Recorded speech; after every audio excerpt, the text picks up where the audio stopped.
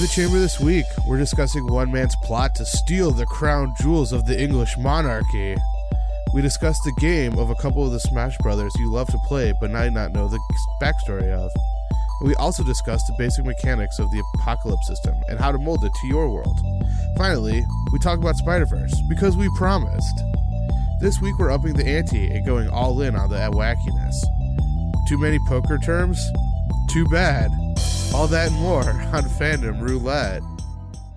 Hey everyone, welcome to Fandom Roulette. This is Joe. Well, I'm Cody. Whoa. You said we were supposed to be wacky. I mean, yeah, but like my wackiness comes from like sleep deprivation usually. Yes, Blah. me too. So yeah, hey everyone, welcome to Fandom Roulette. This is a podcast where we talk about a myriad of nerdy things, including history, video games, tabletop RPGs. Yes. Good. And whatever other nerdy things we feel like talking about. So real quick, we're going to start off. Hey, Cody, what nerdy stuff have you been up to this week? Nerdy stuff? Oh, boy.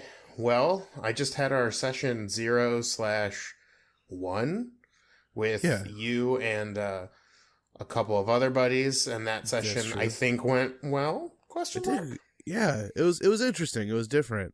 Yeah, we're doing. Cody started us off at level 0, which was yes fascinating because we like really couldn't do anything. So yeah, I wanted to see how it would play out because I wanted to try to do a mystery where you had to use like real world solutions instead of like fantasy. Like I just cast Speak with Dead, and then that's or Zone like truth. Yeah, so it's been an interesting run so far, and we've I'm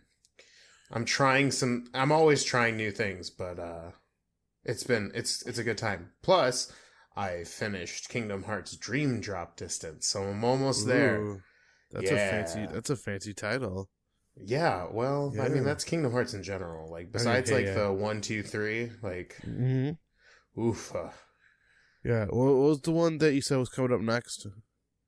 Like the next one 357 divided by 2 or something. I already saw that one. I'm going to read it off the back of this box. Okay. Kingdom Hearts 0.2. Okay. Birth by Sleep. Got it. A fragmentary passage. Now, wouldn't 0.2 come before 1? You know, that's what I thought. However, like just using basic math, right? But no, this is technically, Birth by Sleep does come before Kingdom Hearts 1, like in the timeline. Like so that actually does check. And then the next one is Kingdom Hearts X back cover.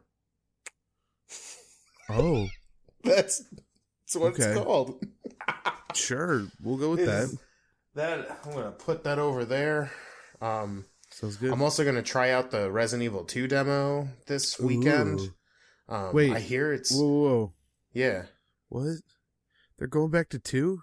Yeah, they're remaking 2 in, like, high res... They're taking it to, like, the Resident Evil 4, like, over-the-shoulder camera. Okay, and everything's going to be HD. I'm sure they're going to change up some stuff so it's not just the exact same game. Now, but they released...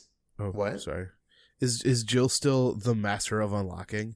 I'm sure she is, but she's not in 2. She's in 1 and 3. Damn it. So, if they remake 3 in the same way, I will literally cry of joy, because 3 was one of my favorites. Yeah. That's good. But, that's good to know. There's a 30-minute demo where you can only play it once, unless you, like, hack the game. I guess that's, like, a thing.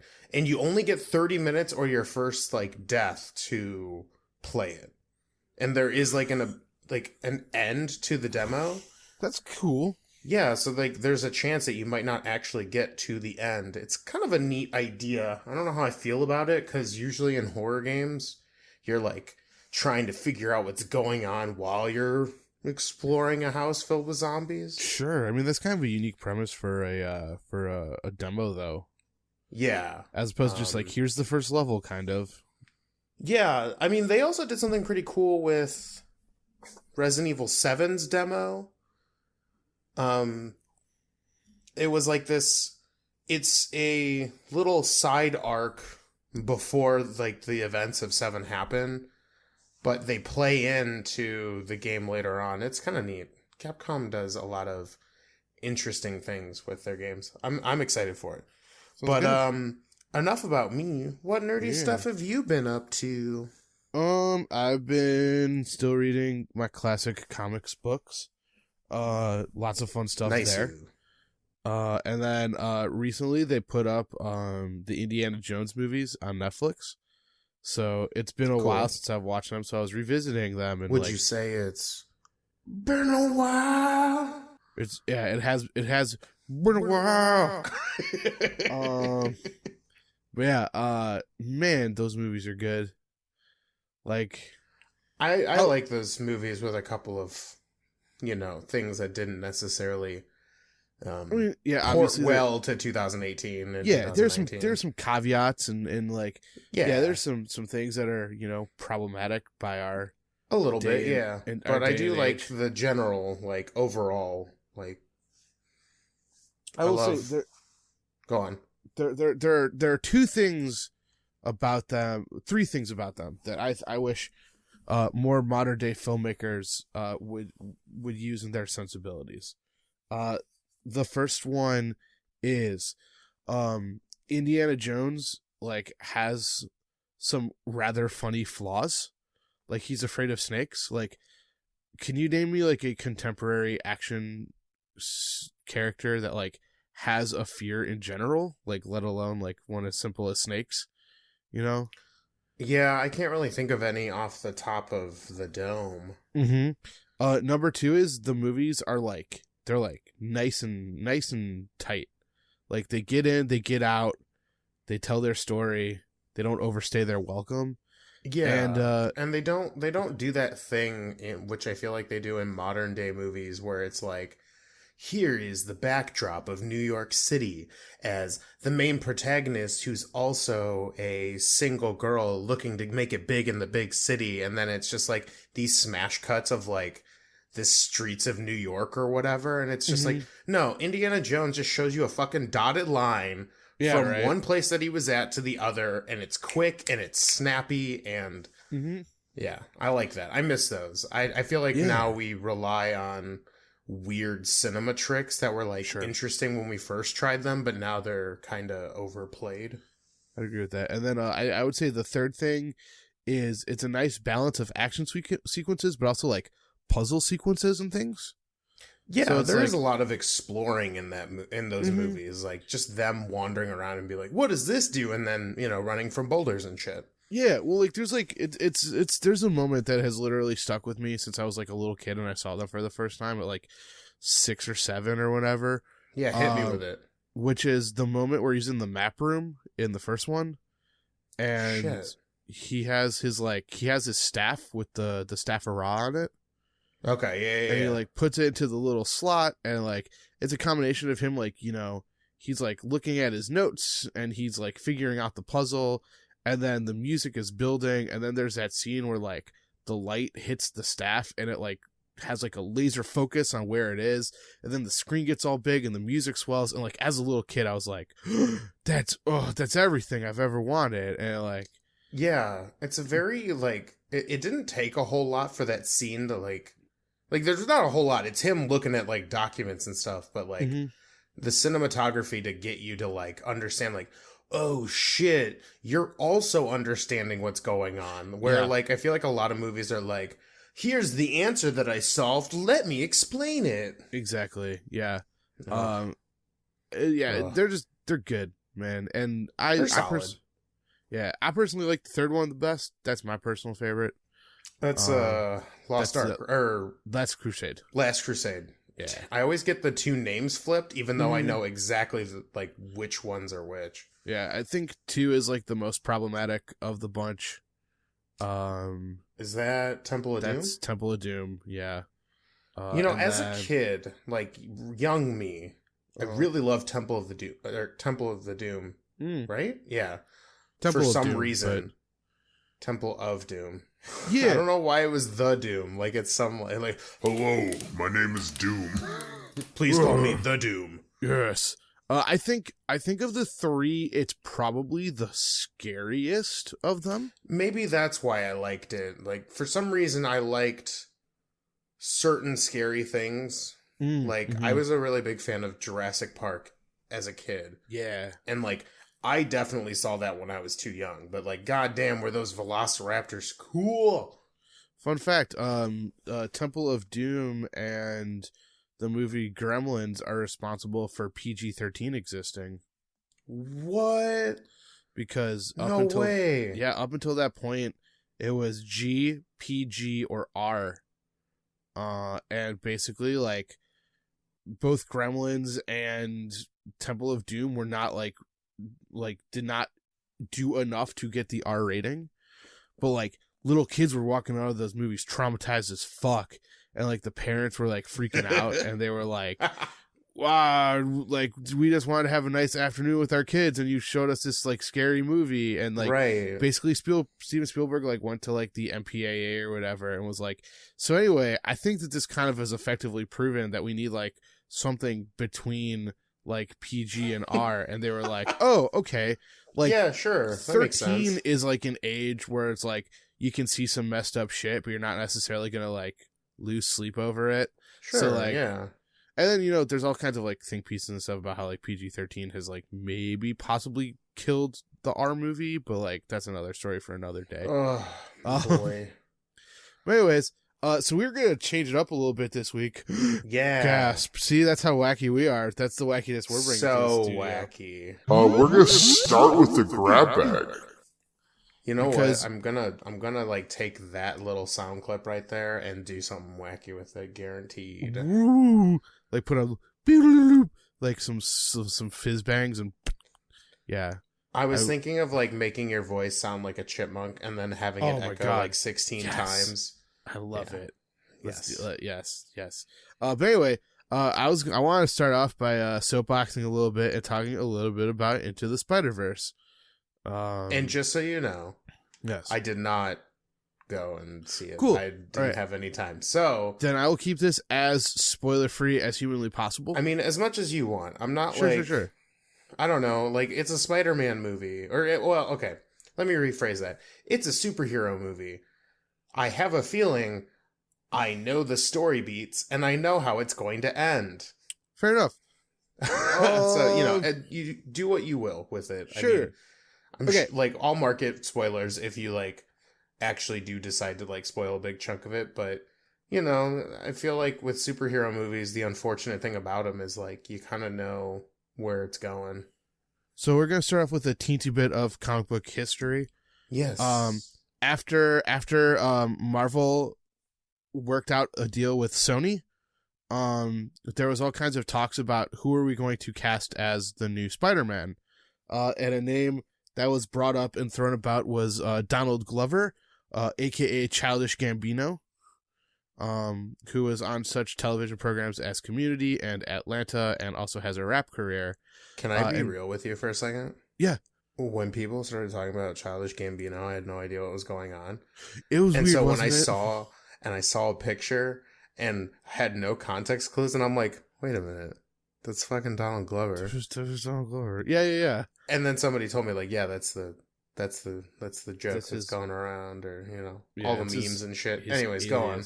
But anyways, basically, like, people were freaking out because they're like, Spider-Man can't be black. Wow, like, fucking racist. Yeah, it was crazy. And basically what happened was at Marvel, like, both of the main writers of Spider-Man, so Brian Bendis and Dan Slott, like, kind of went on this whole campaign about, like, one of the things about the Spider-Man character and the Spider-Man mythology is, like, the concept that, like, anyone can be behind the mask.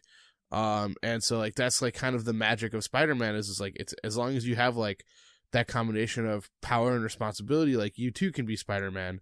And so in the Marvel Ultimate Universe, they created a character named Miles Morales, who was half black, half Puerto Rican, who gets bit by a spider, a radioactive spider, and you know, there's a lot of radioactive spiders in New York. You got to watch out for that kind of shit. Oh, just you wait, Cody.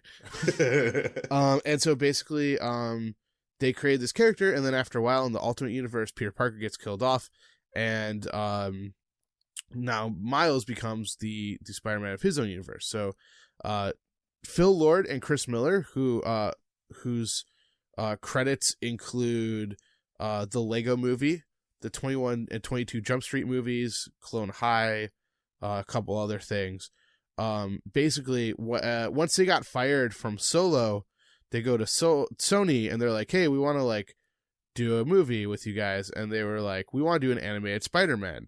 So everyone was like, kind of like, oh, and they're like, we kind of want to make it like a Miles Morales story. And everyone was kind of like, oh, okay, so like, we're not going to get like a live action Miles Morales. That kind of sucks. I guess we're going to get this cartoony version of it. But let me tell you, it is quite possibly the best superhero movie I've ever seen. That is a pretty bold claim with all of them Marvel and DC movies out there. I will say there are four things about it. Hit me. So thing the first. Animation, you can do so many things that you can't do in a live action medium.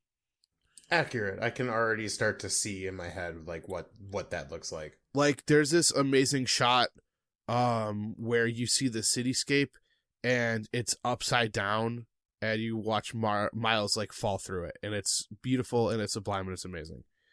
Nice. Another thing that they do is they have like when he has his internal monologue, like he has text bubbles pop up behind his head. Oh, that's so cool. Yeah, right? I love that. That's so like, neat. One of the earliest jokes in the movie, like literally the first sight gag, is like it plays the theme for Spider-Man, it shows all of the like logos of the different companies that worked on it, and then boom, approved by the Comics Code Alliance, like that thing that they would have to put on classic comic book covers back in like the 60s. Back when like comics had to be approved by like a governmental board. Yeah. Okay, so thing 2, it is an alternate universe that they commit to, which is to say, there are aspects of the universe that are significantly different than any Spider-Man movie you've seen before, and they commit to it in terms of like they have recognizable but different brand logos. They have recognizable but different film posters. So it definitely feels like another world. Number 3, it's a movie that legitimately I don't know how they made it in the coolest way possible. Explain that.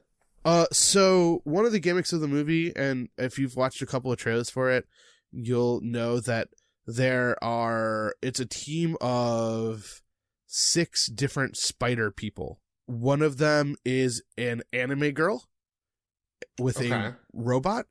She looks like an anime character. One of them is Spider-Ham, who looks and acts like a classic Looney Tune. One of them is Spider-Man Noir, who is the old like 1930s like noir film serials. Okay. So he's like very like flat and like matte finish and things. And then Miles, Gwen, and Peter B almost look like they are they almost look like they're stop motion. Interesting. Like, in a way that it's like I don't quite know how they do it. Like I know like CGI has gotten really, really advanced, but it's like, dude, it has gotten crazy. And then 4, this movie really felt like there were real, oh God, I don't know how I want, there were real stakes to it. Stakes. Yeah. There were real stakes to it in that it was like, they had a pig. Characters were dying. Whoa. There were some very real moments of like scary tension, and like I saw it twice within like a week.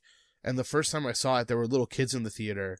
And after the one sequence, this little kid kind of was like, ooh, that was scary. And it's like, oh yeah, that was kind of cool. Like, we grew up, as we were just talking about, we grew up with stuff that was kind of like scary and things like that. But, the philosophy is so long as you have a happy ending, then you can do your thing. But I will say this too. It was a perfect blend of a genuinely good, funny comedy movie, but with a lot of superhero pathos. Like, there are moments that really, really stuck with me, and I've been thinking about a lot. I've been listening to the soundtrack basically nonstop, and it was really good. It's probably one of the best movies I've seen in 2018. It's probably my favorite superhero movie I've ever seen. So, damn, what a review. So there you go. That was my quick review of Spider-Man Into the Spiderverse. If it's still in theaters, I would say go check it out. If not, as soon as you can, rent it. I know, like, a lot of people were saying that they were surprised by it because, like, the advertising campaign, like, came up really late and came on kind of quick. Yeah, that's true. I think they probably were a little concerned about a animated movie, because that usually just immediately shuts it into the kid range. Exactly. So you have a very limited, like, medium that you can kind of attract with that kind of audience. Yeah, and like, you know, it's the usual general, like, I feel anytime there's a movie that comes out that's, like, really exceeded people's expectations, and, like, people will blame the advertising campaign on it, but it's like, it's one of those deals where it's like, they kept so much stuff hidden that, like, I was almost mad that they revealed as much as they did in the trailers, but still. Yeah, that's my problem with trailers. Like, I see them and not, like, for instance, I just watched the new Spider-Man trailer. Mm-hmm. The other Spider-Man. Oh, my dude. Okay, yes. And I'm excited for the movie, but I feel like they revealed a lot. Like, I was not like, I think they, without, like, if you're a Spider-Man nerd, you know they revealed it, but, like, they revealed the villain in the trailer. Yeah. And, like, to me, that's wild. But also, Fishbowl. I'm excited. I love that. I love in the, like, some of the little comment, because I'm not up to date on my Spider-Man lore. But every now and then I'll see, like, a post on Facebook or a post on Reddit about Spider-Man and how that particular villain has been, like, is kind of, like, silly now. I love him so much. Yeah, like, I'm he's excited. so lame, and I love him so much. Yeah, like, he's, like, the silly, like, I can, like, fuck with your mind, but, like, now I'm just kind of a joke. Have you ever seen that, like, text from superheroes where it's this particular character and Daredevil? And Daredevil's like, hey, why are you guys all concerned about this character? Like, all he did was set up, like, cardboard cutouts and, like, make dinosaur sounds. I found him immediately and punched him. And Spider-Man's like, you know, that's a good point. Maybe you should handle him from now on. That's so good. But yeah, I'm really upset about, like, the way they handle trailers now, because, like, I do feel like there's not a lot left to the imagination, especially with the way movies are nowadays. Like, they're almost too predictable to a fault. Once you reveal the plot and the villain, or, like, the obstacles in the protagonist's way, you know how it's gonna end. Yeah. I will say this too, along those same lines, like, I always get frustrated when there's, like, a sequence that's really compelling in the trailer that doesn't make it into the final cut of the movie. I used to not notice that. Like, I just always assumed, at least until I was, like, about 18, that, like, everything that they show in the trailer is gonna be in the movie. And I just never thought to, like, go back, watch it, and be like, wait a minute, that part's not in the movie. And it wasn't until, gosh, I'm trying to think of what my first movie experience was where, like, a trailer bit wasn't in it, and I can't think of it off the top of my head. All right. Well, shall we move into history? Absolutely. All right. So yeah, that was my pitch for Spider-Verse. Check it out. It's a good flick. And yeah, if you've seen it and you think you agree with me or you disagree with me, let us know. We'd love to hear from you. But anyways, so this season I'm talking about heists. Yes. And this heist is a lot of fun because it has a twist ending.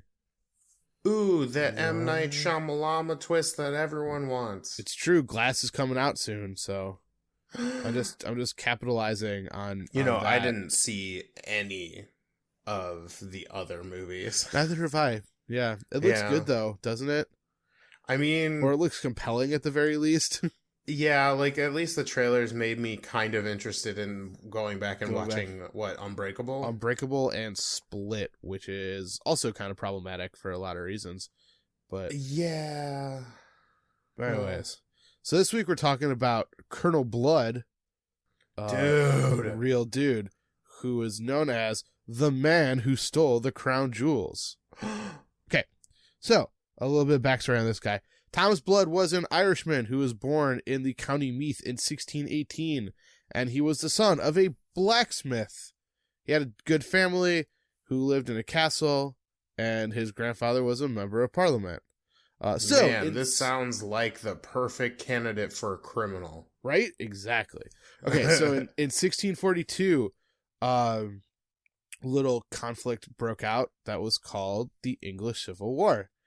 Which was basically Oliver Cromwell and a group of people wanted to remove Charles I from power for a lot of various reasons, one of which being him violating constitutional power, another one being that Oliver Cromwell was like a very incredibly like conservative religious individual who wanted to make England even more conservatively religious.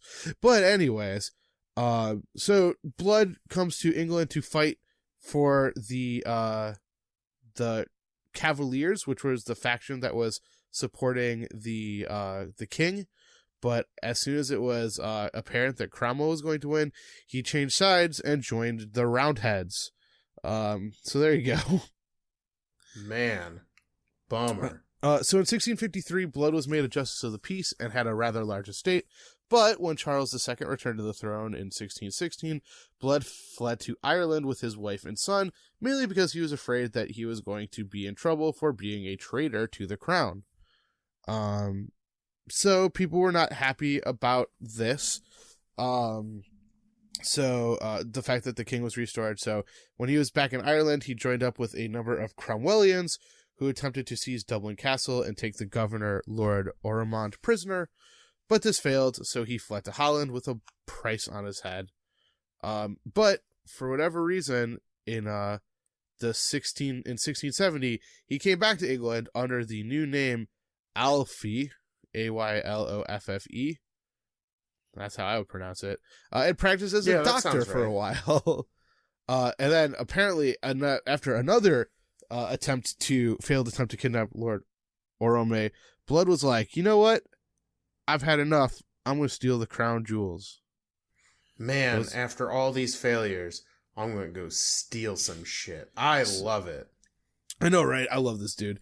So he should have showed up in the Rogues episode, but hey, he gets his chance now because he gets a heist, which is just as cool. Yeah. But anyways, so the crown jewels are kept at the Tower of London, which for a while was one of the one of the royal seats of power, where the royal family lived. This was also where a number of prominent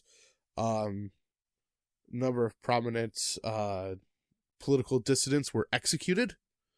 So if you were of royal blood, you were executed within the Tower of London. If not, you were taken to an area called Traitor's Hill, which was close enough to the tower that they could, see you. But anyway, in the basement, behind a large metal grill, was the royal jewels, and the person who was in charge of this was a guy named Talbot Edward, who lived a floor above the basement. So Blood, disguised as a parson or priest, went to see the crown jewels and became friendly with Edwards, returning with his wife. And basically, as they were leaving, Mrs. Blood had a violent stomachache and was taken to Edwards' apartment to rest. And so basically, whoa, thank you so much. That's so nice of you. Parson Blood returned a few days later with 4 pairs of white gloves for Mrs. Edwards in appreciation for the kindness to his wife. And so over time, they become pretty friendly. And in May 9th, 1967, Parson Blood arrived at 7 a.m. with his nephew, who was not a real guy, and 2 other men. Now, the nephew was supposedly wealthy and was going to be starting to date Edwards' daughter, but everyone else wanted to see the crown jewels real bad. So Edwards led them downstairs and unlocked the room, where he was knocked unconscious and stabbed with a sword. Yikes, that turned south real quick. Right? And so they stole the crown, the orb, and the scepter. The crown was flattened with a mallet and stuffed into a bag, and the orb was stuffed down Blood's breeches. And then the scepter proved to be too long, so his brother-in-law tried to saw it in half. However, Mr. Edwards regained consciousness pretty shortly after, and as they were trying to flee, they were unsuccessfully, they were captured. So, it's pretty bad, right? But Joe, yeah, you think to yourself, all went south so fast. But Joe, you think to yourself, what gives? I thought you said that this has a twist ending. Oh, does it ever? So when he was in prison, Blood refused to answer any questions and insisted that he was only going to speak to the king himself, because he knew that King Charles II had a reputation for liking scoundrels, and so he felt that his charm might save his neck. So when he went to the king, not only was King Charles amused, but King Charles was amused because Blood told him that the crown jewels were not worth the 100,000 pounds that they thought, but only 6,000 pounds. And so basically the king asked Blood, should I give you your life? And his response was, I would endeavor to deserve it, sire. Pretty funny. So Blood was pardoned. Blood was given land worth 500 pounds a year, and Blood became a familiar figure around London and made frequent appearances at court. The guy who stole the crown jewels from the Tower of London. And the orb was next to his junk.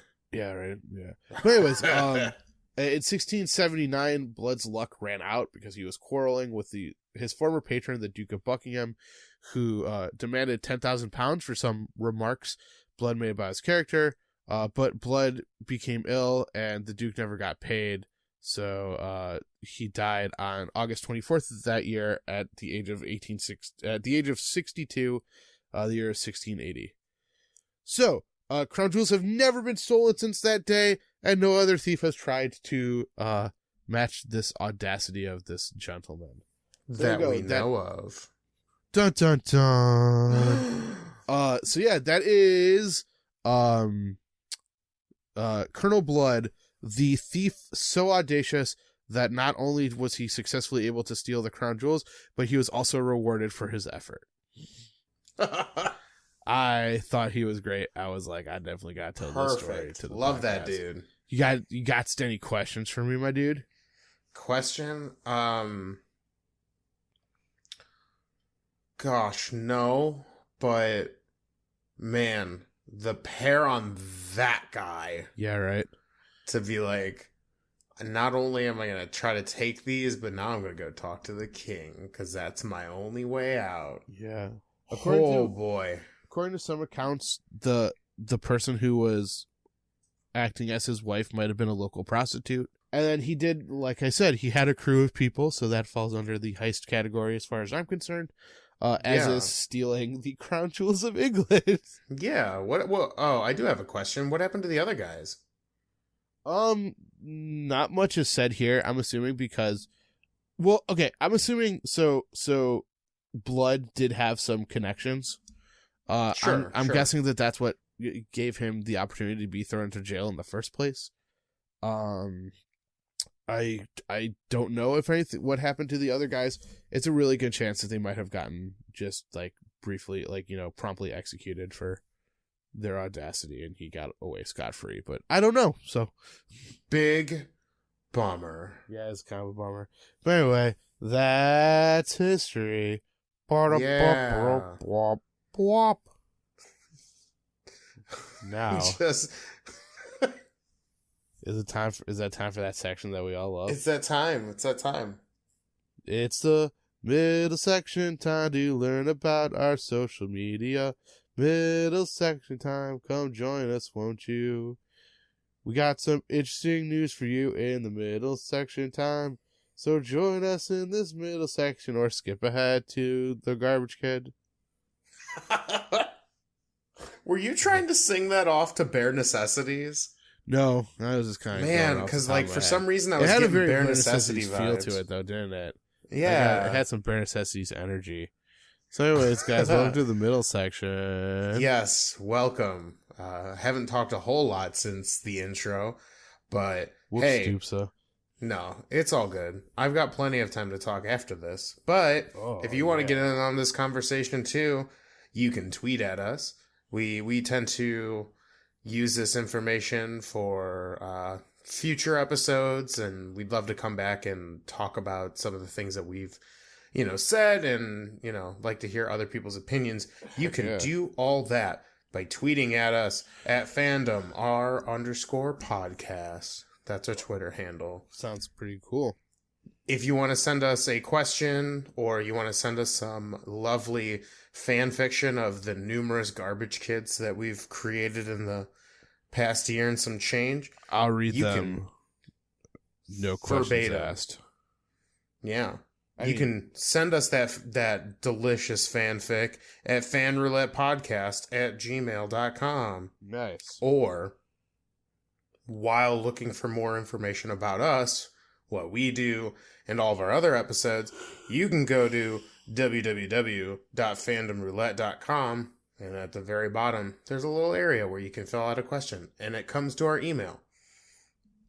We're also on SoundCloud, iTunes, Google Play, Nice. and your usual RSS feed areas in which podcasts can be acquired. Very nice.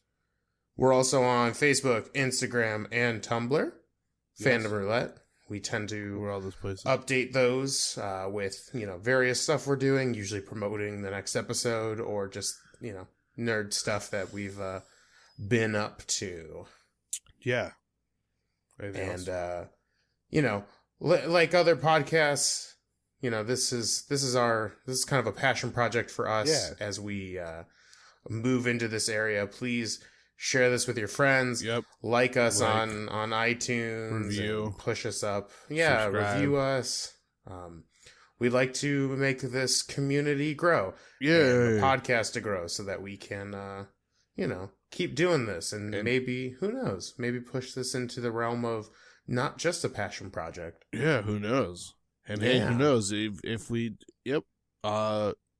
you subscribe, then you get a friendly reminder. It's like, hey guys, those two nerds you like to listen to are here for you. Yeah, we're here for you. So anyways,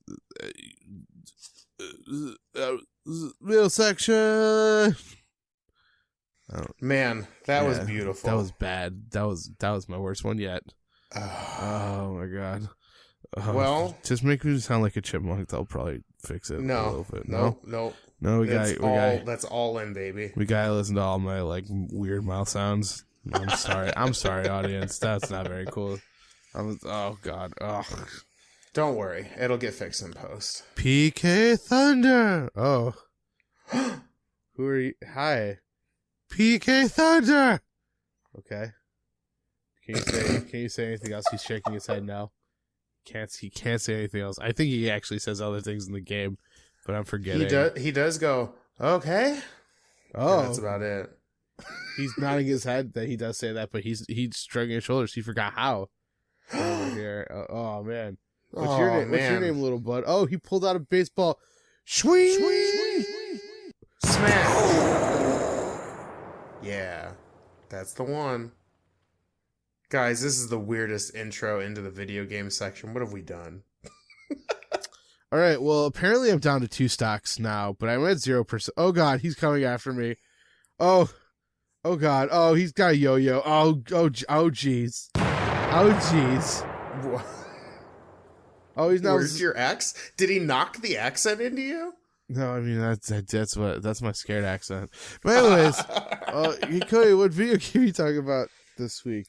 Okay, so last week, if you've been following us, we're jumping into the to the video game world of role-playing games, and I it like has been those. decided that I'm going to be talking mostly about console / JRPGs for this to save the other side of the spectrum for another season. What? And I decided to talk about a game that I missed growing up, but got to play about 4 or 5 years ago. And it's just such a lovely game that I thought I would bring it up. Guys, we're talking about Earthbound. Oh God, we're Earthbound? Yeah, we are Earthbound. I have to change my itinerary. So That was a bad joke. Yeah, that I was gonna just try to roll over that one, but I always have to acknowledge my bad jokes, Cody. It's what makes me human. I mean, we are all human after all. Are we though? Is Ness or are human? we dancers? Oh God, we went in total different directions, and I love it. Yeah. Anyways, guys, I'm talking about Earthbound. Yeah. This game came out in 1995 in Or the Mother US 2. or Mother 2, which came out in 1994 for, I believe, the Famicom. The Famicom probably, or Yeah. the Twin Famicom. So this is a trilogy series in Japan, but we really only got the first 2 games here after a long time. Yeah, for sure. So if you've played Super Smash Brothers, you've actually already seen some of the characters that have come up in the Earthbound / Mother franchise by the names of Ness and Lucas. Whoa, I know those guys. Oh, Yeah. also the best assist or the best item in the whole game. Oh, Mr. Mr. Saturn. Wah.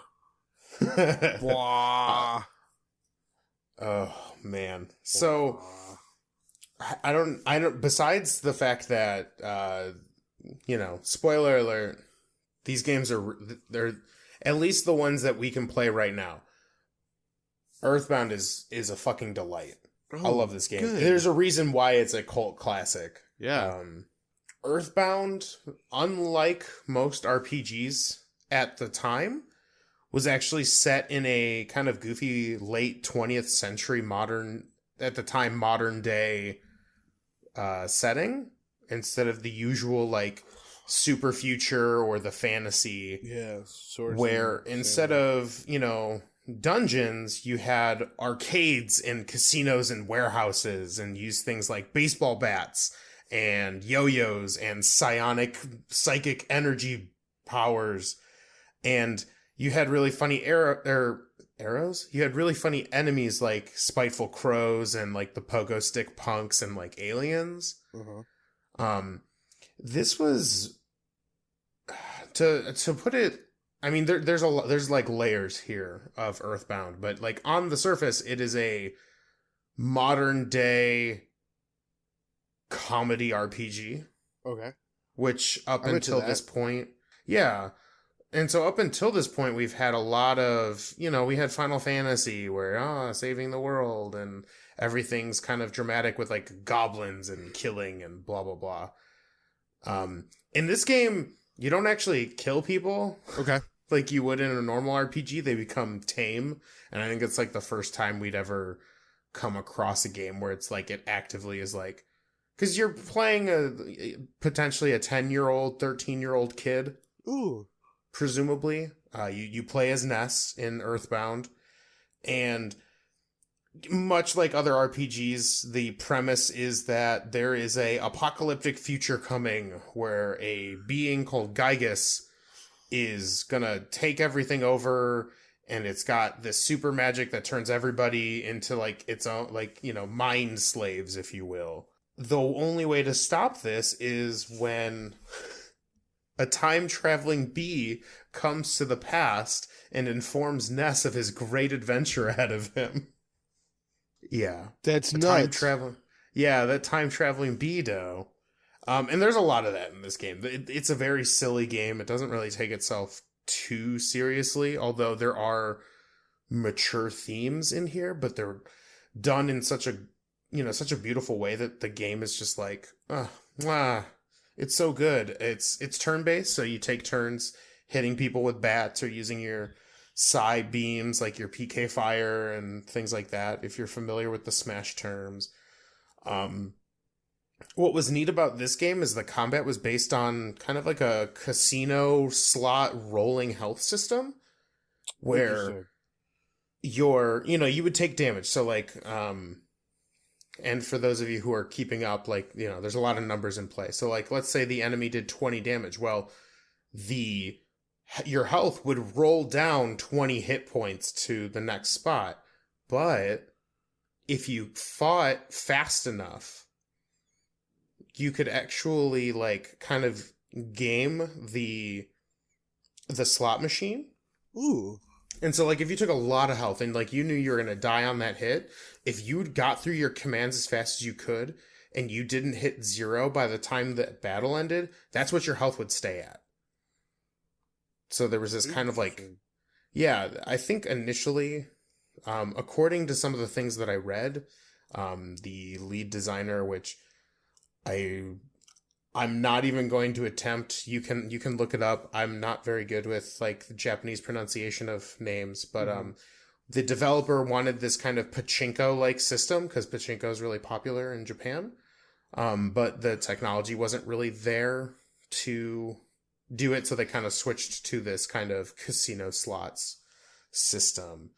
And it's really sad because when it came out in the US, and this is the second game in the series, so this came out in the US as the second game, and to avoid confusion, they changed the name to Earthbound.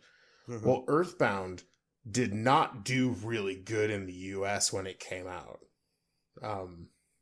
I think according to what I read online and kind of further investigating the scenario, I think there were two big problems. One, the kind of marketing campaign behind it was this kind of "you stink."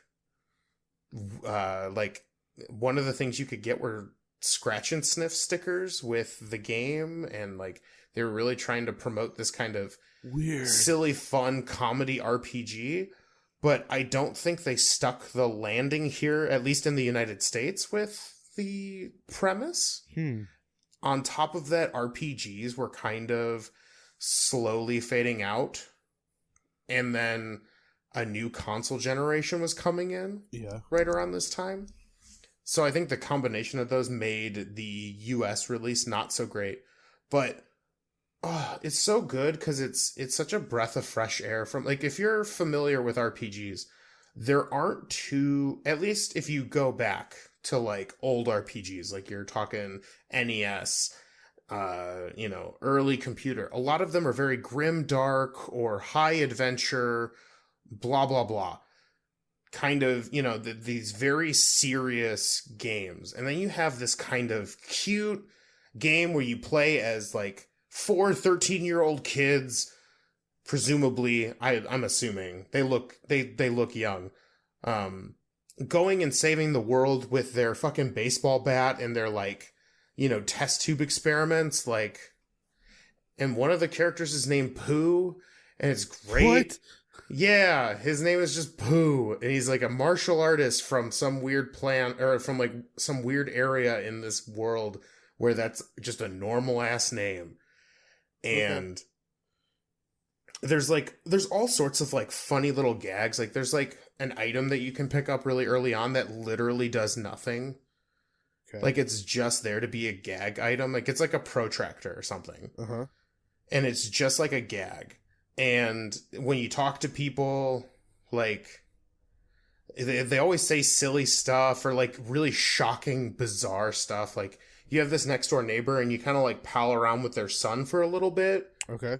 He's kind of a dick, but you take him home because like he's late one night, and then the parents are just like, man, we wish your family hadn't moved here, and you're just like, the fuck? Like it's nuts. And what was really interesting, and one of the things that I heard really early on, and for the FBI listening, I didn't do this. This is all I heard on the internet.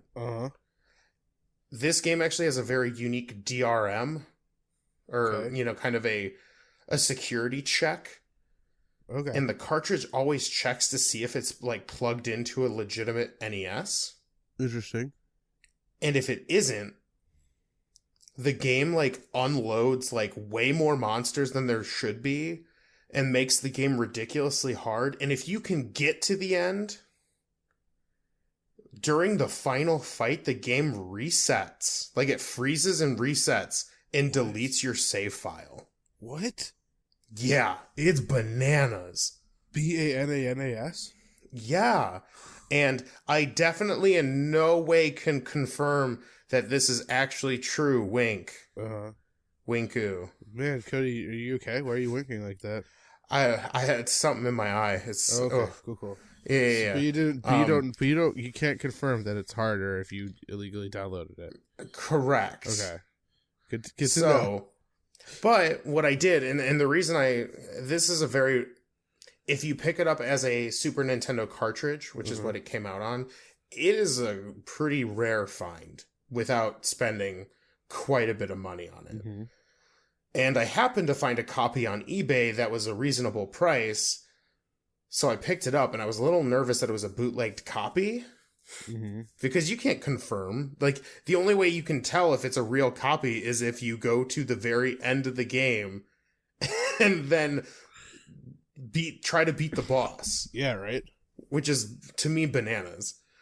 So, luckily, I did beat the game. So my copy was legit. Okay.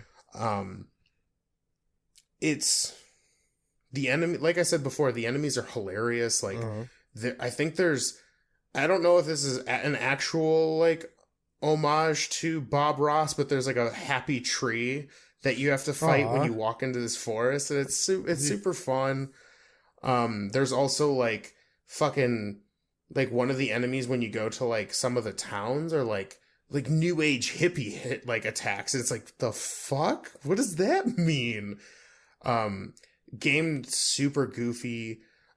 Even some of like the trick mechanics in the game, like normally it's pretty straightforward. Like you beat people up with bats and then they go back to normal. But there are some like parts in the game where like they change, like they flip the script, and it's a very like, nice way to like change things up. It breaks the fourth wall. It does a bunch of things that I think RPGs at the time, based on the games that I played, were just too afraid to do. Mm-hmm. And the game doesn't pull punches. It's not an easy game. They do not a lot, but there are some old school, like, JRPG trappings where, like, certain characters will leave the party for a little bit. So if, like, you have items on them, like, those items are gone until they come back. Okay.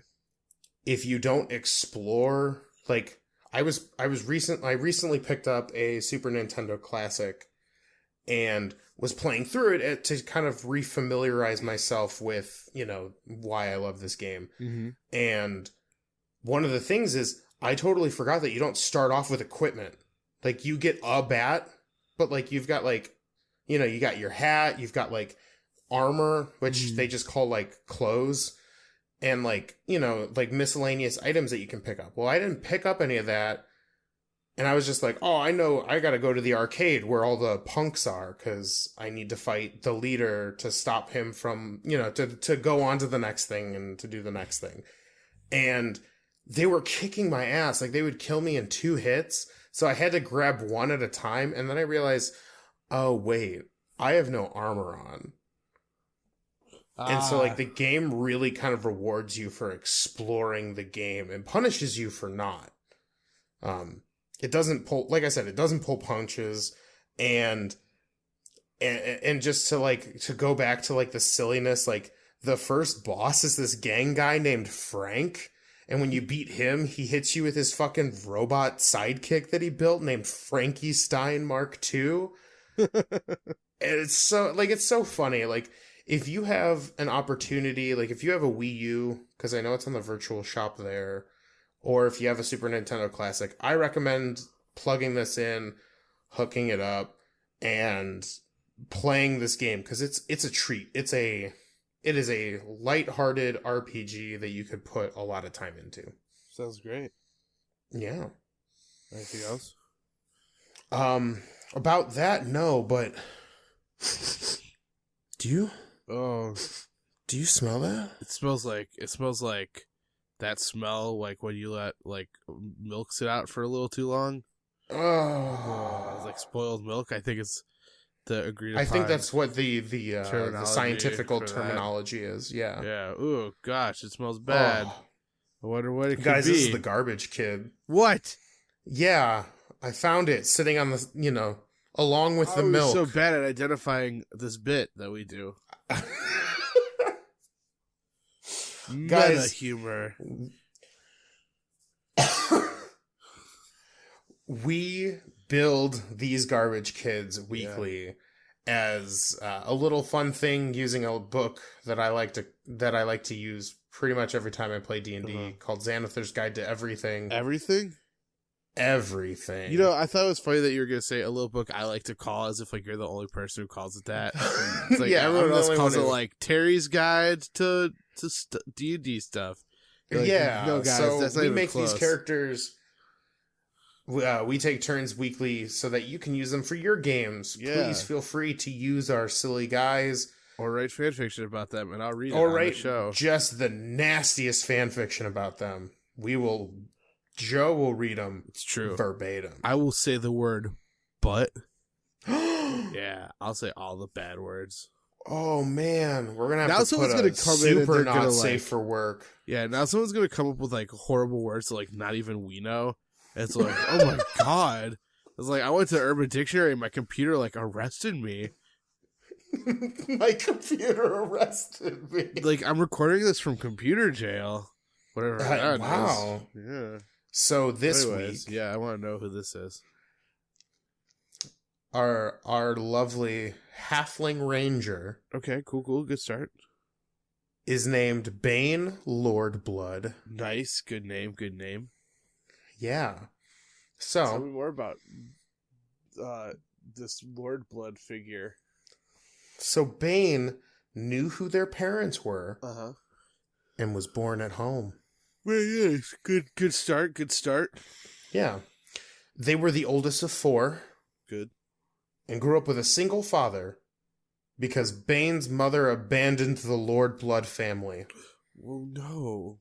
That's sad. It is.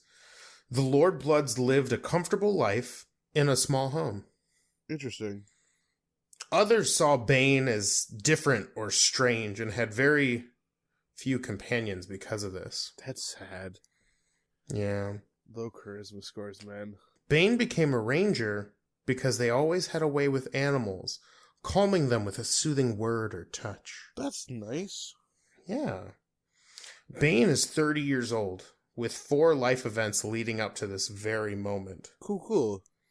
First, Bane would spend time working with animals for money. That's nice. Next, they would fall in love. Aw. Their lover would disappear without a trace. That's slightly less aw. Finally, Bane went on an adventure and learned a great deal because of it. Cool, so they're prepared for level 1. And that Is my friends, my listeners. my listeners, there we go, that's the word I was looking for, is Bane Lordblood. Now, we have a patent pending test for these characters. Would they go into Hot Topic? You know what? I'm going to say no. Yeah. Wow, we differ. Like- I totally think they go into Hot Topic. Like, I don't, I like, outside of the fact that they lost their lover, Uh-huh. which admittedly sucks, like, I don't know. Yeah, feel I mean, they have to buy all the MCR CDs now. but like, And they probably got a Harry Potter pet collar for their tabby that they found. Oh, interesting. But can't you get Harry Potter pet collars from the local PetSmart that they're more likely to go into? Well. True. All right, but wow. Look at this. We're You know what? disagreeing. Agree to disagree. Yeah, I knew it was going to happen one day. I just didn't think it'd be today. Yeah, nothing about this particularly screamed Hot Topic to me. Wow. Well, him falling in love and then losing that lover didn't really do anything for you? I mean, hey man, we've all fallen in love and lost lovers and then not gone into Hot Topic afterwards. I've lived a very different life. Ohio is for lovers. That got sad. Oh, I was gonna go sit over here in the corner and just be quiet. Just be sad. You're gonna put on your real thick eyeliner and draw little tears for yourself. Like I put my hood up and now I pulled the cords Ooh, real but tight. that hood's got like a band on it. Like shit, I ran out. Are you doing the bit? No. I pulled the strings real tight.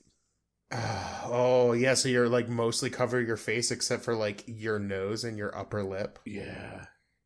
Oh, so dark and brooding. I feel like I need to go to Hot Topic now. Which is where I got a really nice Christmas present from my sister. Nice. What Very up? cool. I said this already, but I don't care. So anyways. So we're gonna keep this next bit a little shorter. What? That never happened on this podcast before, us keeping the last section short, because we never run out of time. Right. So because of Spider-Man. Yeah, this is you all can blame it on Spider-Man, everybody. We decided that we would kind of briefly start talking about the kind of core mechanics that we're noticing in the Powered by the Apocalypse system. Yes. If you are familiar with any of the games, you will notice a trend, because most of them, I feel like, come from here. Yeah. And maybe not here exactly, but I think this... the author of this, whose name's escaping me now, I said it last week, Avery. Yeah, wait, let me see if I can find it. But did a good job of really cementing this stuff down. And what I think is cool about this system is the fact that the stats are pretty simplified and streamlined. Yes. Basically what your stat in that, or whatever number is in that stat, is the bonus you get for making that kind of roll. Yes. And what's neat about this system, or the simple world, is that you can make those 5 stats, and usually it's 5, although the author of this says you can also do 4. Yeah. But the thing, like, let's say for instance you're doing a kind of a gangster, or gangster's not the right word, because that kind of is leaves room for interpretation. Let's say you're doing a mafia, there we go, kind of game. Sounds good. Now the normal stats, or at least the base stats, are reflexive / graceful. So like your dexterity, your persuasive / assertive, which is kind of your talking prowess. Yeah. Your aggressive / forceful, which is kind of your strength, if you will. Yeah, your fighting ability.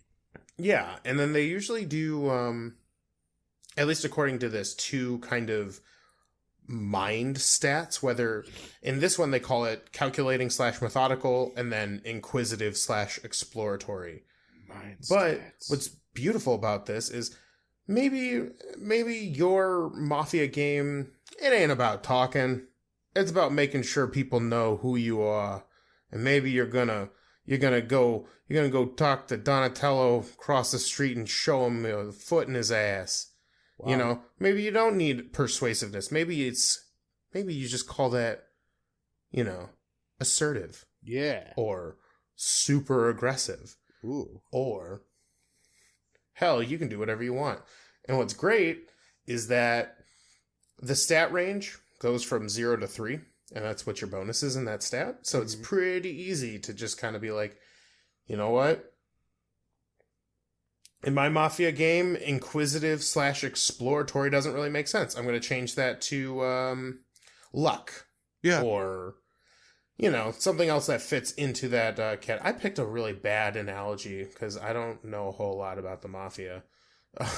Well, Because, I wouldn't use persuasive. I would use something that was more fitting to the terminology, like that moxie. yeah. But also, if I could create a counterpoint, Sure. so this also kind of falls into, creating different roles for your game. Sure. So, for instance, if you've ever seen the movie The Godfather, the character of Tom is a little bit more of a persuasive guy. Like, he's the guy who goes to negotiate with you, so you don't have to send the big thuggy dude like Big Tony or whatever. So sure. In that case, perhaps he has more of the inquisitive thing, whereas Big Tony just can't do that at all. Right. So anyways. Yeah, and what's neat is depending on the kind of game you want to run, you just think of the stats that make sense to your world, because you're not always especially if it's a better example of when you wouldn't use aggressive or forceful. Maybe you're doing a RPG about something that's more non-violent approach. Sure. Aggressive and forceful doesn't work for that. Maybe a presence would make more sense. Stuff like that. And you can theme it. You don't have to use reflexive or graceful or dexterity. Those are just the kind of descriptors of what usually go into that. Aggressive / forceful could be intimidating. Exactly. You could just call it intimidation. Yeah. If that makes more sense to your campaign. And that's what I like about this kind of build your own world style system. For sure. Is that, say, for instance, everyone, I've heard of 8 different RPGs that have the Lovecraftian theme, Oh, for sure. You could take That's out a popular one. Calculating methodical for sanity, or, maybe with the kind of, because most Lovecraftian stories, usually if you're fighting something, you've already lost. So maybe aggressive and forceful isn't necessarily something that you want in your particular style of Lovecraftian RPG. For sure. The other thing is, and I'm blanking on the name of it. Give me some hints. Well, the next thing that they tell you is that, is building the character sheet. Oh, yes. So you basically build your toolkit for the player, basically, it's like a class. Yes.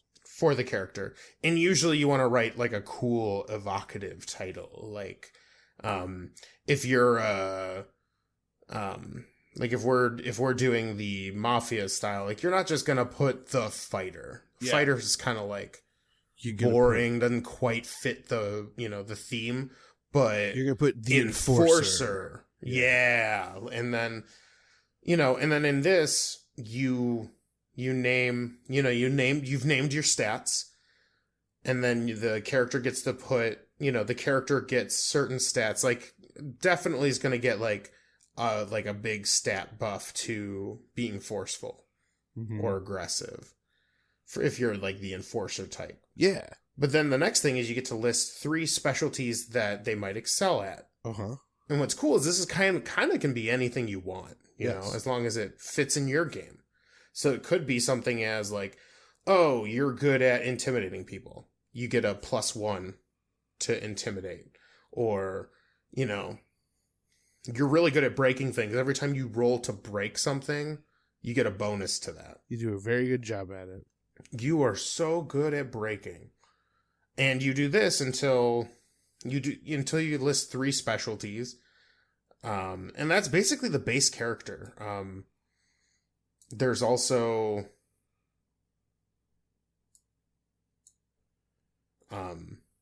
yes, and we'll cover this a little later with actually building a character. But there are certain moves that the player characters can do, and those are kind of the easy way to describe it would be the like the attack action in like in Dungeons and Dragons. Like there are certain moves that your character is always able to do. Yes. And in games like Monster of the Week, like one of them's called Kick Some Ass. Yes. And that's basically you use that anytime you want to like Fight something. You fight somebody, you want to kick ass. Mm-hmm. Or there's like Act Under Pressure. Act Under Pressure, which is like doing something, and there's a whole stat for just acting under pressure. Yeah. And so you'll make these moves so that when your characters are playing, they know, okay, like I want to do this thing. You know. And then you can be like, okay, that sounds like you want to kick some ass. Mm-hmm. Or something's coming towards you and you don't want to fight it. That's acting under pressure. Exactly. And then you have those moves set up in such a way that you can always find a move for your game. And then you attach what kind of role you want to make for that. Mm-hmm. And what's cool is with the 2d6 system, it's pretty easy. It's, 1 to 7 or 2 to 7. I guess you could roll a 1. You fail. Yeah. I think it's 8 to 10, I want to say. Yeah, I'm totally biffing this because I can't find the exact part in the book, but we'll talk about it later. Well, I feel like 10 plus is the best. Yeah, on a 10 plus, it is total success. Whatever the thing you were trying to do, you do it. 7 to 9 is a success, but with conditions. It's a conditional success. With conditions. And then anything lower than that is like you whiffed it with spectacular whiffing power. You whiffed it real bad. Yeah, and those are like kind of the core base things to think about when you're trying to build your own game in this Powered by the Apocalypse is the stats, what kind of characters do you want to build and what do you want them to be good at, and then kind of the moves that you want your players to run. And we'll get deeper into that as we progress. Agreed. Yeah. Well, shall we wrap it up? Shall we wrap it up? All right. Thank you guys so much for listening to this episode of Phantom Roulette. Yeah. Thanks, guys. As always, you can go check out our middle section to find out any of our social media queries that you might have. So let's see. How about our Twitter question of the week? If you were to create an alternate universe version of Spider-Man, what would that be like? What would your alternate version of Spider-Man be like? Nice. If you have a short version, tweet it at us. If you have a longer version, email us. And if we get some good ones, we might read them on the podcast next week. So, yeah. I love it. So anyway, thank you guys so much for listening. Please remember to rate, review, subscribe. If you listen to a podcast, you've heard us say that before, but it helps us grow, yada, yada, yada. And signing off for Phantom Roulette, this is Joe.